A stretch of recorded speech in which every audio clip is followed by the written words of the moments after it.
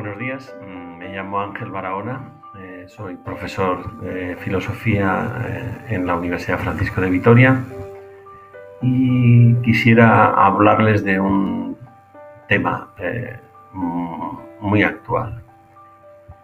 Vivimos en un mundo que confunde el recto amor a sí mismo con un narcisismo galopante. Tenemos que determinar qué significa recto amor a sí mismo, porque esa es la extraña condición para amar al prójimo, que es aquello a lo que estamos destinados para nuestra realización. El problema es que hoy el amor está en crisis y no sabemos lo que es. Hay una deriva semántica del concepto amor que ha tratado de recoger, por ejemplo, Benedicto XVI en todas sus encíclicas, pero que el poder de los medios y la situación en la que vivimos ahora de degradación del significado de las palabras, la devaluación, nos hace perder el sentido del horizonte, a donde nos llevaba la profundidad de los términos como amor, etc. Y porque el otro está erosionado, el otro está difuminado, es entendido en nuestra sociedad actual como un partner, como un mero rival, como un otro que puede ser obstáculo o simplemente el medio de nuestra realización personal, pero que no tiene un valor en sí mismo. El otro se ha convertido en un objeto, siempre en relación narcisista conmigo mismo. Vivimos en un yo mime conmigo del cual apenas podemos escapar, ¿no? Forma parte de nuestra condición de supervivencia, mirarnos siempre a nosotros mismos y buscarnos siempre a nosotros mismos en todo lo que hacemos. Estamos siempre en esta paradoja entre la bestia y el ángel que decía Pascal, ¿no? El ser humano es una criatura que Dios ha amado por sí misma, por eso la ha hecho a su imagen y semejanza. Para llevar a plenitud esta imagen, el modelo es Cristo. Y esa es la dimensión en la que tenemos que aprender a amar, la que Él practicó, que es lo que está detrás del concepto de entrega, ¿no? Que es singular del cristianismo. Nadie habla de entrega o habla de una entrega superficial, no comprometida, entrega de cuerpos, entrega de afinidades, de compartir cosas que nos llevan a ambos a la satisfacción personal, pero no una entrega desinteresada, caritas, agápica, ¿no? Como dice Benedicto XVI, en donde yo no reclamo nada de vuelta para mí, donde no voy en busca de algo que me devuelva recíprocamente lo que yo doy, sino gratuita. Bueno, pues esta es la extraña condición, la paradoja del ser humano, ¿no? Que para poderse amar a sí mismo, como Dios nos ama a nosotros, tenemos que salir al encuentro del otro. Pero para amar al otro es imprescindible amarse a sí mismo y estamos envueltos en esta paradoja. ¿Cuál es el obstáculo para que esto pueda realizarse? Pues de manera espontánea me vienen a la mente unos cuantos, ¿no? Nuestra precaria condición para poder comprender o ponernos en el plan de Dios. Siempre pensamos que nosotros somos dioses de nuestra propia vida y siempre evaluamos las cosas de una perspectiva inevitablemente egoísta. Otro obstáculo es las tendencias soberbias de nuestra razón. Sabemos mejor que nadie qué es lo bueno para mí. Lo dudo, pero esta es la situación de la que partimos, ¿no? Que hemos sido educados para pensar que nadie sabe mejor que nosotros lo que es bueno para nosotros. Y no es cierto. Luego, el misterio de la libertad. Él cuenta con nuestra libertad. Nos ha convocado a la existencia desde la libertad de una mujer que dijo sí, a nuestra libertad, que tenemos que decir sí o no, y depende siempre de nosotros. Otro obstáculo es la influencia del entorno para nuestra comprensión del mundo y de las relaciones con los demás, y nuestra comprensión de los deseos, de cuáles son aquellos que nos llevan a la realización y cuáles son aquellos que derivan, acaban en vías muertas, ¿no? Y esto genera una confusión tremenda, ¿no? Imaginémonos en los jóvenes, ¿no? En qué grado de confusión se encuentra el tema de qué deseos son pertinentes y qué deseos nos conducen a vías muertas, ¿no? Y luego la fragilidad de los conceptos que manejamos, porque Todos los conceptos son confusos, tienen un doble significado o triple, por la debilidad de nuestros afectos también y por el poder de nuestros instintos. ¿Qué podemos hacer ante esta situación? Para poder realizar el bien al que hemos sido convocados, que es amarnos, ¿no? Pues Benedicto XVI lo decía clarísimo, es educar el deseo. Solo que para ello hay que empezar de cero, porque vivimos en un mundo opresivo que nos envuelve y nos impide pensar acerca de ello, ¿no? Con libertad, ¿no? Nos redirige la publicidad, las redes sociales, la influencia del entorno, el pensamiento único en el que estamos envueltos y el que es difícil escapar, ¿no? A no ser que acepte ser etiquetado como un tipo raro que va a contracorriente o que no se adapta, ¿no?, a la verdad que todos los demás comparten, porque parece ser que ha sido asumida democráticamente la verdad, ¿no? Bueno, pues ese es el punto, educar el deseo, ¿no? ¿Cuál es el primer paso en este itinerario para educar el deseo? La depuración de los conceptos, ¿no? Hay que volver otra vez a las fuentes del significado de los conceptos que han constituido nuestra cultura: amor, libertad, poder, autonomía, bien, mal, y volverles otra vez a darles el significado originario, ¿no? Porque tenemos que distanciarnos del pensamiento único. El pensamiento único tiene una serie de características muy estereotipadas, ¿no? En economía se piensa al modo marxista, en el mundo moral se piensa al modo psicoanalista o freudiano, de liberación de la libido. En el mundo sexual se piensa al modo LGTB. En el mundo de los conceptos religiosos, lo que hay siempre de fondo es la forma de entender esto nietzscheana. Vivimos en un state of mind impuesto por estos nuevos sacerdotes paganos, políticos, científicos, tecnócratas, que han hecho una simbiosis extraña pero muy eficaz. Han eliminado la crítica, la ambigüedad, la paradoja, por el pánico que sienten a la incertidumbre, por el miedo que tienen a la libertad, y han creado una nueva religión, en el mal sentido de la palabra, posilustrada, dogmática, eficacista, que nos quiere enlatar las respuestas en fríos cócteles televisivos, mediáticos, nuevas creencias que son pasto para el rebaño, y así nos consideran. De alguna forma se ha revertido la fórmula nietzscheana del resentimiento que él atribuía al cristianismo para convertirlo en el resentimiento de las masas, ¿no?, que están muy a gusto siendo tratadas como rebaño. Lo hemos visto ahora mismo en la crisis de la COVID, etcétera, que esta es la tendencia, ¿no?, del nuevo estilo de poder. Ritos democráticos, ritos neocostumbristas, modos de acción política, educación conductista, ¿no?, que tratan de sacarnos, ¿no?, de nuestra libertad, desritualizarnos de las costumbres que teníamos ancladas en nuestra sociedad, en nuestra cultura, para darnos nuevos ritos, ¿no?, crearnos nuevas mentiras convertidas en verdad, desposeernos de la verdad. El segundo paso en esta educación del deseo se trataría de aprender a amarse a sí mismo, que es la cuestión, ¿no?, que implicaría la aceptación serena de nuestra propia identidad pecadora, que necesita redención. Y este amarnos a nosotros mismos, realmente el objetivo es disminuir nuestros miedos, nuestras precipitaciones, nuestras búsquedas desaforadas del placer, creyendo que esto es la realización, que nos facilitaría la apertura a los demás y realmente nos daría una oportunidad nueva, ¿no?, que despertase en nosotros el optimismo y la alegría, que parece que están en crisis, ¿no? Como bien decía la Escritura, más vale oír el reproche del sabio que escuchar la alabanza del necio. ¿Esto qué quiere decir?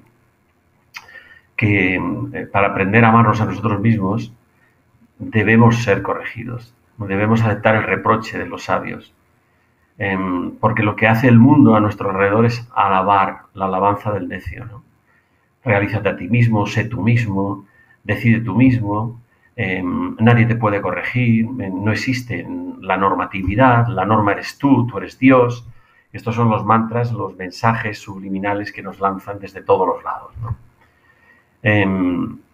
Pero lo que nos dice la Escritura es que para amarse a sí mismo hay que conocerse a sí mismo y entrar en nuestros defectos, para luchar o para aceptarlos o dejarnos corregir para matizarlos, para ayudarnos, ¿no? A no dejarnos arrastrar por la corriente que nos lleva siempre a, al desinterés por las cosas, a la desafección, al amor fatuo, a vivir siempre en una especie de búsqueda permanente del placer, que no es satisfactorio y agota nuestras energías y además es frustrante, porque incluso hasta los gurús, ¿no?, del pensamiento único lo dicen, ¿no?, que el placer se agota en sí mismo y que una vez que se realiza nos deja insatisfechos y nos hace buscar una nueva fuente del placer. Y en esta vorágine nos vemos siempre envueltos en una y otra vez en esta locura, ¿no?, de usar a los demás para llegar al objetivo inmediatamente, rápidamente. Y al final estos espasmos nos dejan frustrados porque no nos satisfacen. Lo que queremos no es el tener una experiencia orgásmica, ¿no?, de la vida, ¿no?, sino el tener una experiencia consolidada, comprometida, que asegure nuestro ser en el mundo, ¿no?, y no nuestra efímera percepción de que la vida es un tránsito al que hay que agotar, ¿no?, como nos venían diciendo los defensores del carpe diem, ¿no? El tercer punto en esta educación del deseo sería evaluar críticamente las ofertas de salvación seculares, la que nos dice el mundo que nos salvaría, las que nos dice el mundo que son nuestra salvación. Si no nos obcecamos en nuestro orgullo, realmente podemos oír los ecos de la libertad y la realización realmente en esta forma antigua que nos enseñaron a amar o que nos enseñaron a comprometernos o a entrar en relación de libertad con el otro. Los nuevos vientos, al revés, ¿no?, prometían liberación y nos han dado una cultura castrante, moralista, todavía más moralista, que se supone que aquello que criticaban, ¿no?, desde su liberalidad, ¿no?, y que ha generado hipocresía y malestar, un verdadero malestar en la cultura, no como decía Freud, sino el verdadero malestar es el que estamos viviendo ahora, ¿no?, que ha multiplicado la represión, la hipocresía, ¿no?, la supuesta liberación sexual o las revoluciones políticas que prometían crear una sociedad nueva con infinitas pretensiones de igualdad y de justicia solo han generado una cultura desasosegante, ¿no?, donde estamos siempre evaluando los unos a otros, teniendo envidia los unos de los otros, queriendo usarnos los unos a los otros, cambiando las condiciones de la relación por contratos, por pactos de no agresión, etcétera, pero que nos llevan a la derrota, a la depresión, a la tristeza en la que nos vemos de alguna forma concernidos, ¿no? Las experiencias espasmódicas de placer, etcétera, difieren mucho de lo que sería el gozo y la alegría, ¿no? El tono general es decepcionante y ese tono general es lo que Heidegger llamaba el tono angustioso, ¿no?, porque en el fondo, detrás de todo esto, lo que descubrimos es que la vida no tiene ningún sentido, ¿no? Hemos invertido los valores religiosos en el ataque a la religión burguesa de Nietzsche, Marx y Freud, y lo que nos han traído ha sido en vez de la ansiada libertad o de la satisfacción o de la autonomía moral, una coerción permanente, una supervisión permanente, una agresión, ¿no?, de una nueva moral en la que si no piensas como todo el mundo estás fuera, ¿no? Este nuevo dogmatismo genera un sufrimiento que todavía no somos capaces de evaluar, pero que ya los psicólogos y los psiquiatras están intuyendo, ¿no? El cuarto paso, ¿no?, para ir realmente a esta educación del deseo es la propuesta de ir a lo verdadero. La verdad. No la queremos oír, no queremos conocerla, pero esta verdad que es Cristo es la que nos dice que hemos sido creados por amor y para amar, y que nuestra lucha es contra el escándalo de la paradoja del querer o del aparentar ser fuertes cuando somos débiles. No hemos descubierto la fortaleza de la debilidad de la que habla San Pablo, no hemos descubierto la grandeza de nuestra miseria, no hemos descubierto el crecimiento que nos regala caminos que a veces son humillación, pero que si no son interpretados desde el orgullo nos llevan a la humildad y definen mejor nuestra condición de ser humano, ¿no?, porque es la verdad. Somos seres que vivimos en una paradoja antropológica, ¿no?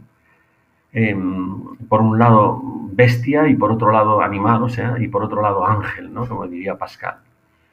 Pero lo que descubrimos a través de la Escritura es que todas las cosas cooperan para el bien de aquellos que Dios ama. Que las caídas, digamos, en la misérrima condición, ¿no?, de descubrirnos pues seres precarios, ¿no?, nos hacen ser humildes. Y si no nos escandalizamos de nosotros mismos, siguiendo los dictados de nuestro orgullo, podemos llegar a ser felices, ¿no? Esto es lo que nos induce la Escritura a reconocer, ¿no? Que si decimos que no hemos pecado, es decir, que no somos precarios, que queremos ser transhumanos o que queremos ser superhombres, nos engañamos a nosotros mismos y la verdad no está en nosotros. Pero si confesamos nuestra condición frágil, lábil, pecadora, fiel y justo es Él para perdonar los pecados y purificarnos de toda iniquidad. ¿Y esto qué significa? Porque este lenguaje hay que traducirlo, ya no funciona, no está dentro de nuestro humus cultural y no lo entendemos. Pues significa que la gracia, la ayuda verdadera que necesitamos del cielo es aprender a no escandalizarnos de nuestra debilidad, a resistir la tentación de escandalizarnos de nuestra debilidad y reconocernos pecadores para poder ser redimidos, es decir, rescatados por ese amor omnímodo que no cambia, fiel, que es Dios, ¿no? Y a partir de ese momento, en el conocimiento de nosotros mismos, descubrimos que la historia ya no es una tragedia como nos la presenta el mundo, la consecuencia de nuestra miserable condición, sino que nos induciría a pensar que la creación es una chapuza, ¿no? No, la Escritura nos previene contra este pesimismo de pensar que el pecado original es la última palabra de Dios sobre el hombre. No, la historia no es una tragedia, es un drama. Es una historia personal en la que todo tiene sentido, en que todo es santo y todo contribuye a nuestra humildad y santificación, que son las condiciones de la felicidad, la humildad y la santificación. Una santificación que viene de Dios, no viene de nuestro esfuerzo moral, aunque cuente con él, pero sin hundirnos en la miseria cuando una y otra vez ratificamos nuestra condición, nuestra misérrima condición, ¿no? Bien, porque la autoestima crece a la vez que la humildad. La humildad no nos desmorona, no nos puede reducir a que aceptemos que no valemos. No es verdad. El combate verdadero del ser humano, el combate espiritual, es contra el orgullo. El medio fácil es el que nos propone Amoris Laetitia, el que nos propone siempre los documentos pontificios, Benedicto XVI, que es realmente rescatar la vida de comunidad. La comunidad nos permite descubrir la verdad que hay en nosotros a través de la verdad que vemos en el otro, que es muy fácil ver en el otro y que es más difícil ver en nosotros.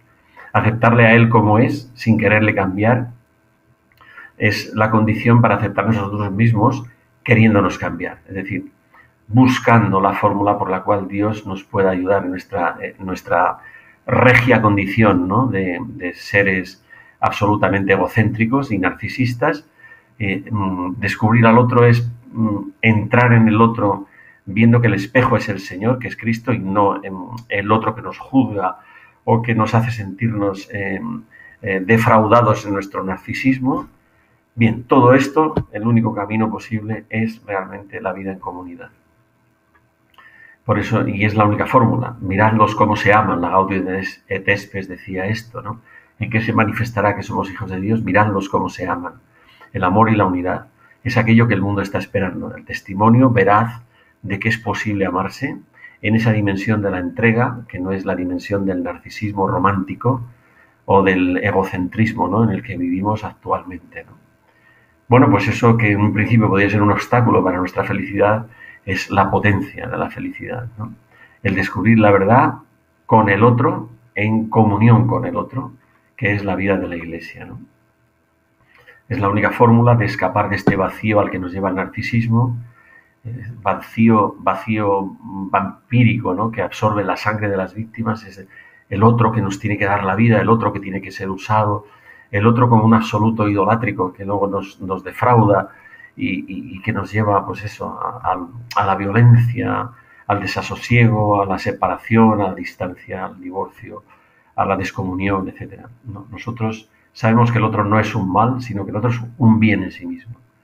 Y que los enemigos del amor son aquellos que nos conducen a volver otra vez a encerrarnos en nuestro narcisismo, ¿no? Como por ejemplo el tremendo poder que tiene la pornografía, que atrapa al Eros y que lo aniquila en lugar de realizarlo. Ese Eros que es un veneno mortal si no llega al ágape, ya nos lo advertía Benedicto XVI, ¿no? Para educar el deseo hay que enfrentarse a uno mismo, porque si no, no hay forma de poder pasar al otro, si no nos conocemos en nuestra inmensa debilidad, ¿no? Por eso es tan importante esto en que empezaba diciendo, que era el objeto de esta breve charla, ¿no? Hay que expulsar al Eros egocéntrico, al Eros narcisista, para ir con el Eros auténtico al encuentro del otro, que es